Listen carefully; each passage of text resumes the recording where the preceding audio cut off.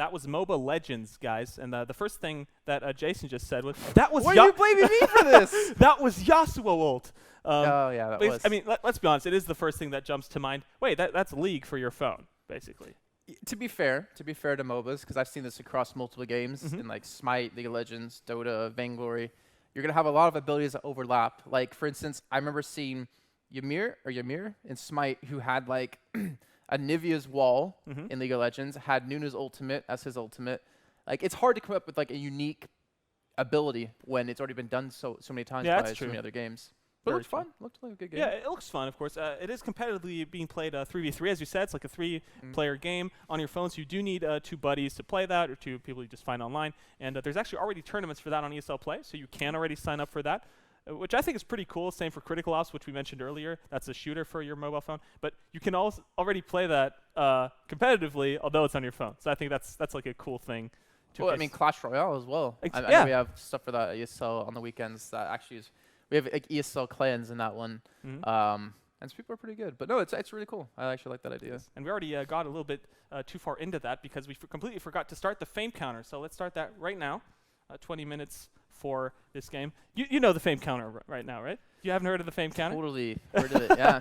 But that's what. Why don't you just describe it to me? Just make sure I know you know. Of course. Yeah. So the show is basically called 20 Minutes of Fame because we do want to highlight not just certain games, but the people that cast these games as well. So we're going to give 20 minutes to them and the game itself with the explanation, which we already kind of did for this one. But we can't get into the casters forum because there are actually 2 casters that always cover this every week. That's Jaws and what's that? Weskerbiscuit, I think is the name of it. It's gotta be British. Yep, called it. Both. If you have biscuit in your name, you're definitely gonna be British. You have to, right? Yep. And he's 32 years old. How old is the total biscuit? Like I just want to like. I don't know. I'm kind of on the who did it first train right now. High You know, 30s, it's like I guess. most likely, yeah. But they have been casting some League and Overwatch also on the side of Jaws, but Weskerbiscuit only casting MOBAs before this, and right now, obviously casting on the UK side of things, so those are the 2 casters that we will be showcasing now. It's tough to do that, actually, to cast MOBAs as your main game. Yeah. Because like, obviously in League, you have 120 champions, you have a ridiculous amount of items, you have a ridiculous amount of abilities, so out of those 120, you have 4 abilities to learn, plus a passive sometimes, and then you have to learn all the masters that change. Yeah, like when I first started casting, it was League only, but then I like sprouted out to try other things to kind of round yourself out as a caster, but that's really tough to do, to cast that many different games and to keep up to date. I haven't played Moba Legends that much myself, but I'd say that it's not that deep, right, in comparison to these other games in terms of the detailed abilities and stuff. Not too many champions just yet, but it is a new game, so always possible to get that rounded out. But we will check out the cast of these 2 guys. Let's check out how they fare right now. Welcome back, ladies and gentlemen, to the Go for Moba Legends North American Cup number 8. We are going into our finals between Perpetual Genesis and Kings Row. We've seen both these teams competing so far, and they both had incredibly explosive games. We're going to get out and do this one last best of 3 to decide the final winners for this evening. Yeah, it's definitely going to be a very, very good one. We just saw Perpetual Genesis just scraping through. But Kings Row, on the other hand, had a very decisive 2 victories and having a couple of new legends coming out on the field as well. Roland being one of them coming in for Perpetual Genesis. Kings Row even, but level 1 fight as always. Yeah, Kings Row have got the positioning, but we're moving in with a big pile, and it's going to be kills being traded backwards and forwards. We're going to see the Roland being the one to take the relic in the end. Let's pop back and see, and it's going to be a 2-for-1. Perpetual Genesis on the back foot already.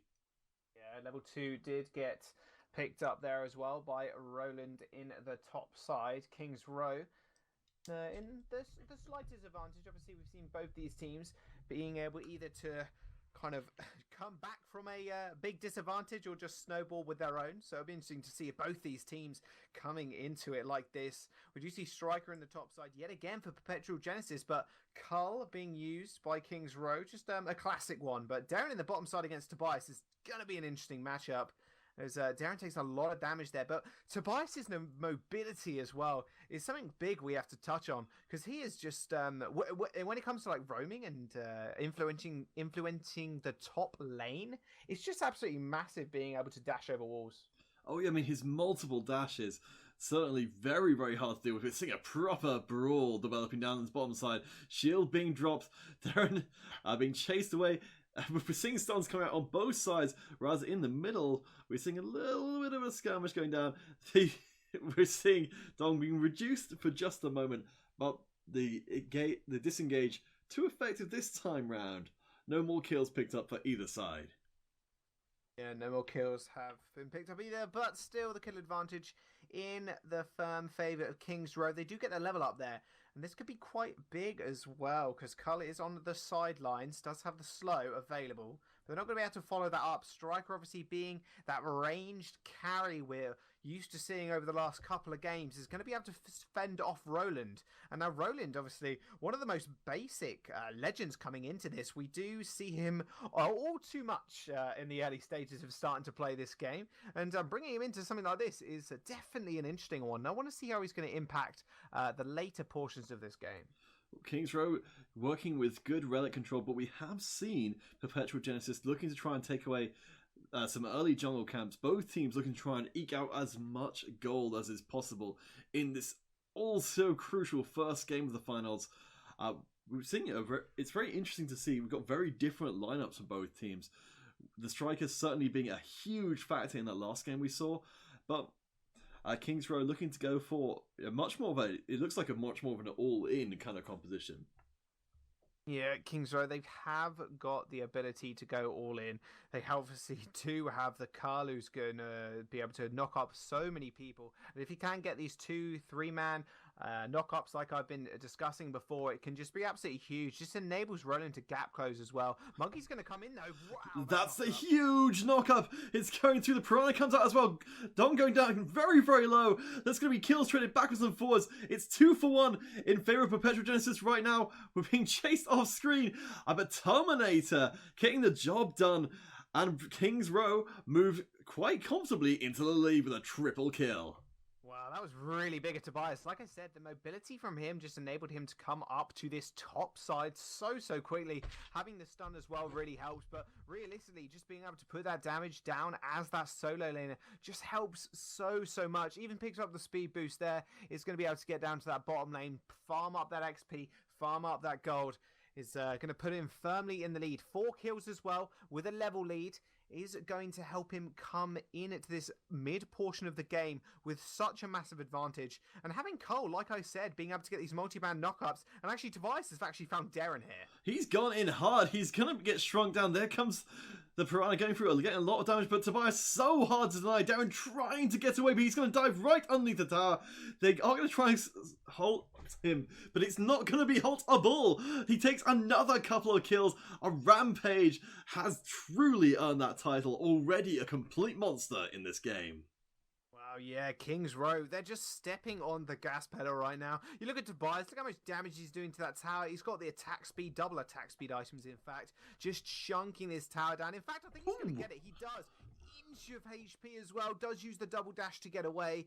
And the only problem realistically with Tobias is going to be that mana usage, but that HP is blinking for him. He's going to return to base, but a huge 2-man knockup came through there, and I believe Carl picked up one of those kills. Well, Monkey is on such so low health. We'll try and catch the action all in the mid lane. As Dong is going down very, very low, he's going to get hit from Monkey at the tail end. And a good pickup for Perpetual Genesis, who've been struggling so far in this game. But Kings Row don't seem to be showing any signs of letting up quite yet.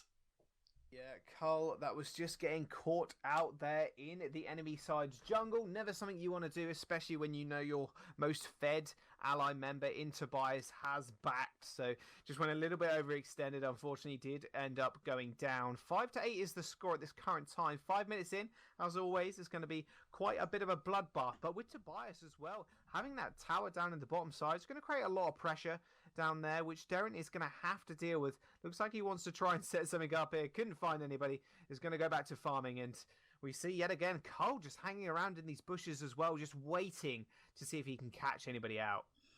I mean, this Kings Row, such a great team for doing that. They're looking to try and catch Perpetual Genesis off guard, which has happened so many times so far this game. But I have to imagine Perpetual Genesis will look to be adjusting as the game goes on and maybe try and turn this one back around if this Tobias pushes his luck too far, which may just have happened. He's getting stunned up. He's going to be able to keep himself alive with the man shield. He's going down very, very low. He'll keep himself alive for just a moment, but will it be long enough to keep him from dying? He's such low health. They do finish the job, but the fight still continues, and we're seeing Monkey getting chased at the backside of it. He does get taken out. Perpetual Genesis cover a cropper in this last one. Darren forced to flee at speed. Yeah, he did pop the ultimate there and did have to run away from him, in fact. Did pick up 1 kill, though, so that's good for him. But realistically, for his rest of his team, not so hot. 10-6 now. This kill lead is just slowly just getting out of their grasp. And Roland as well, he is being not maybe the biggest damage threat, but that's what they got Tobias for at this current time. Just kind of needs to be a tank in the front line. Can put a bit of DPS down, but realistically, Tobias is going to be the one with all the damage. He's level 11 at this current time as well, and you've got to think about this. He is so far ahead of Darren at this point, who's actually just been caught. Yep, a lot of crowd control coming his way, but able at least this time to be able to walk away from it. It's so dangerous with Perpetual Genesis at the moment. We're seeing King's Row circling, looking to try and pick off those very easy kills when they crowd all that crowd control together. Roland's certainly a big damage threat, of course, but we can never forget Terminator on that Tobias. I mean, 6 kills already so far, the majority of his team kills. He's a threat that cannot be ignored.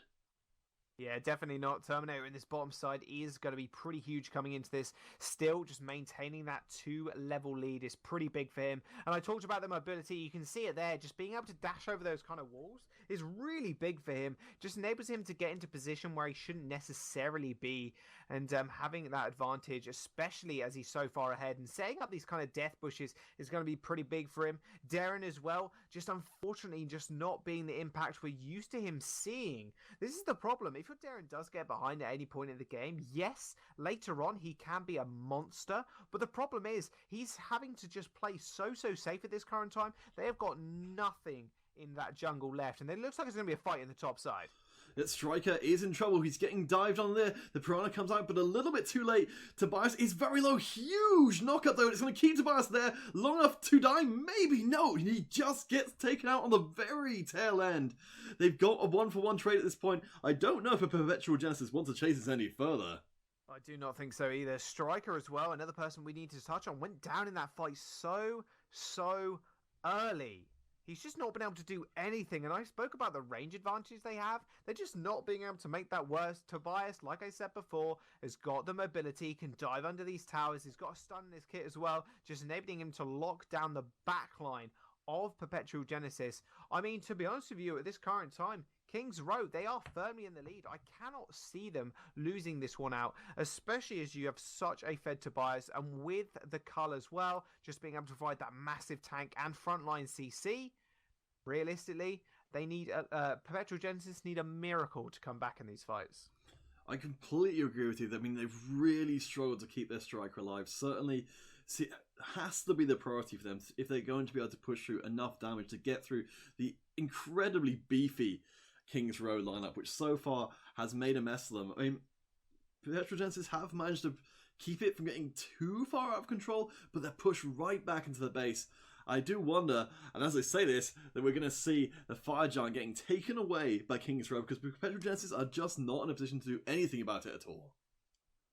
Yeah, and that's going to be the problem there. They've got absolutely no way to jump in to this fight right now. They are so far behind that they just cannot contest any amount of camp, any buff at all. Fire Giant's going to go over. It does go over, obviously, to Tobias. It'll be silly not to have him on that buff. Just being able to revive it instantly is so huge in these small skirmishes that Tobias is just going to be able to pressure this lead even more.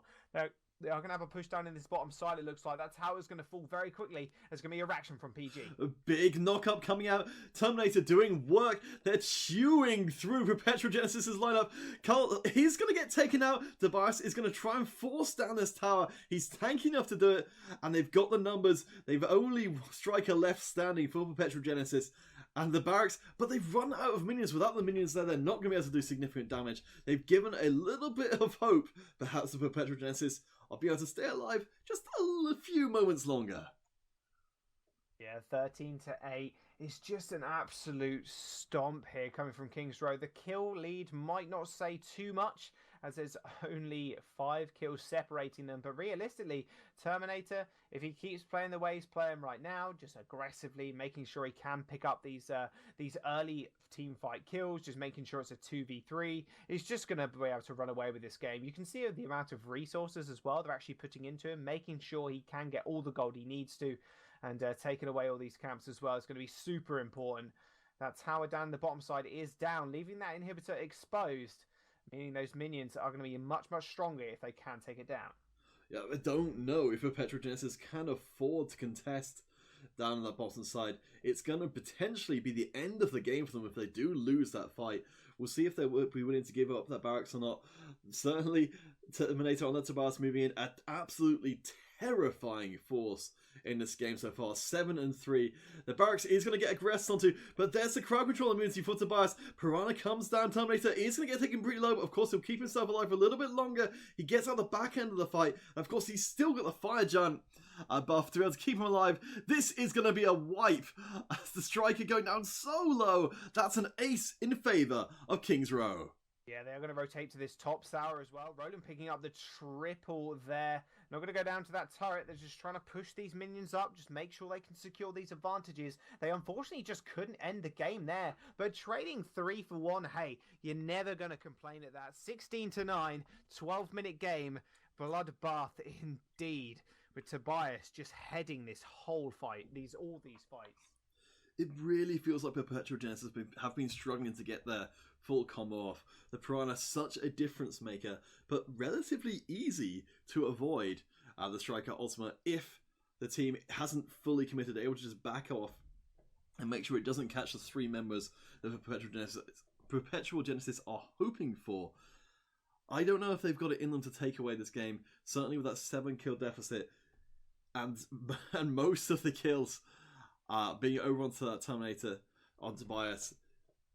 I mean, I believe, and I'll just double check this, no, he doesn't still have the Fire Giant buff, so it's possible they might just be able to take him down if the stars align. Yeah, he obviously did go down in that last fight, just taking that one off him. But hey, there's another giant available, and it will be the Ice one. If they take this, obviously, like we said before, there's just no contesting it on the side of PG. They just cannot do anything at this point. The Ice Giant is going to be going towards the bottom lane as well. The base is completely exposed in that bottom side. You can see Tobias here just taking the rest of these camps. You know, you got some gold. Why not get more? 4K in the bank for him as well. And here comes the fight engage as Carl is just taken so low. Even has to teleport away. Yeah, they do pick up the tower off the back of that. The barracks is just about to go down. And we're seeing really good use of the mana shield, keeping Terminator alive. Monkey's on the wrong side of the tracks, and it's too late for PG. They're getting pounded back into their base. Holla is trying desperately to go away. Nice double stun there. He's not even going to make it back to base. They go in really hard. This may be a mistake. Terminator stays alive all the time, and he gets away with it. The base is going to fall. This first game's going to Kings Row. Wow, I don't know how he got away with that. He was in that base for so long, but he still gets away with it. Got the kill as well. Runs away, picks up the base. Terminator just ran away with this game, and that will be Kings Row going 1-up against Perpetual Genesis. We're going to go into the second game of the series as soon as we can. Don't you guys go anywhere at all, and we'll be back with you. All right, so Moba Legends, we watched some of the gameplay right there, Jason. You also compared it during the break already to some other MOBAs, which Why are you going to put me on the spot like that? I'm just like, I don't know if they're a sponsor of the show. I'm just giving my third-party thoughts. Of course, yeah, but that's fine. I mean, that's the first thing that pops into your mind, let's be honest, right? I mean, MOBAs are out there all the time, so I guess it's fine to like implement things that have already been there, kind of optimize them for yourself maybe. The one thing that you highlighted, for example, was that the map plays with you in the game. Yeah, I did. Just gonna put you out there. No, yeah, it was very Vainglory-esque. I think Vainglory is the first game to, technically not the first game, but one of the games that does it. First, yep. Yeah, you attack an objective, and the glacial monster fights with you, which is kind of cool. Also, can be a downside, depends on how you play the game. What I done from Vainglory, but no, yeah, like. That's the reason why I like Heroes of Storm so much. It's just such a different MOBA. Like, they knew what they wanted to do with the game. They didn't want to be like League or Dota or Smite, and it worked out well. It's a fun game, very brawly. This game looked... There's something that happened that actually I was talking to you about that looked really cool. hitting the tower and getting gold. Yeah, That's we actually saw really that. cool because it Yeah. rewards you for like not last hitting, but also hitting the tower instead of letting like your minions push kind of thing. So like little things like that are cool to see. And we actually saw like Riot take an idea Smite had with like the hero masteries. Like you play a hero a certain amount of times, you get XP on them, and they level up, and they unlock new skins. Well, League took that from Smite. That was something that was really cool about Smite. Yeah, so hitting the towers for gold, something that I haven't seen in any other MO right there. So that's something that's new and cool. And then, of course, very brawl-oriented, as you said, which is, of course, great for a mobile game directly because it has to be more fast-paced. And it's also good to play competitively, right? So if you enjoyed the casters, by the way, be sure to hit them up with a follow on the channel and follow the Moba Legends cast that they throw out every weekend for the tournaments that you can sign up for as well on ESL Play and win some cash for yourself if you're good enough. At play.eslgaming.com. It's like I work for ESL, right? Jesus. Wow. Who would have thought so? Okay, but that's going to do it for today, guys. It's going to be it for this episode of 20 Minutes of Fame. Be sure to tune in next week and, of course, watch the events that are coming up right now. I Am Oakland, of course, coming up fairly soon. I think the WGL Challenge tournament is coming up as well. So be sure to check those out. What'd you say? DreamHack Overwatch. DreamHack Overwatch, of Yeah, course. That's in 2 weeks, so we might talk about that the next episode again, where we might have Mitch Leslie on the couch, everybody's favorite Just get him caster. on the caster couch. That'd be great. We'll poke it with some questions as well. So once again, thanks, Jason, for being here. And thank you guys for watching. See you next week.